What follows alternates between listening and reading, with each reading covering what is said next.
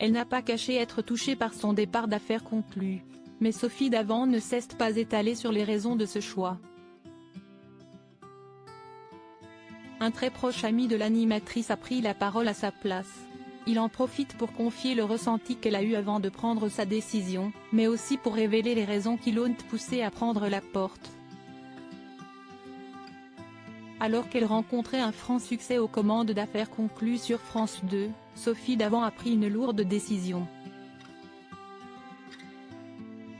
Depuis le 28 août 2023, elle a cédé sa place à Julia Vignali, quittant ainsi l'émission pour rejoindre Europe 1. Un choix difficile pour l'animatrice, comme le révèle Roland Pérez, l'un de ses plus proches amis, sur le plateau de Chez Jordan, sur C8, ce vendredi 10 novembre 2023. Comme il le confie, le départ de Sophie Davant a été extrêmement compliqué. CST quasiment 40 ans de télévision, 40 ans dans le service public. Elle y a grandi, elle y est née, elle s'y est développée. Elle a habité le quotidien des Français pendant 40 ans quasiment tous les jours au travers de nombreuses émissions à succès, tient-il à rappeler. Et d'évoquer les raisons de cette grande décision de carrière, ça a été un choix extrêmement difficile pour Sophie Davant.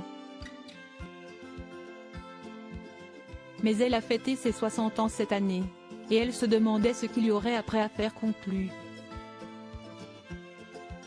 Elle n'était pas sûre qu'il y aurait autre chose. Alors que de l'autre côté, chez Europe 1, elle était extrêmement désirée. On lui proposait d'être la reine. Sophie Davant épanouie sur Europe 1, où ça se passe très bien, des doutes qui s'expliquent aussi par le fait que lorsque son émission CST au programme s'est arrêtée, France Télévisions a choisi de la mettre à la tête d'Affaires conclues. Alors qu'il n'y croyait pas forcément. Aujourd'hui, la compagne de William Lémergie présente Sophie et les copains sur les ondes d'Europe 1 et ça se passe très bien pour elle.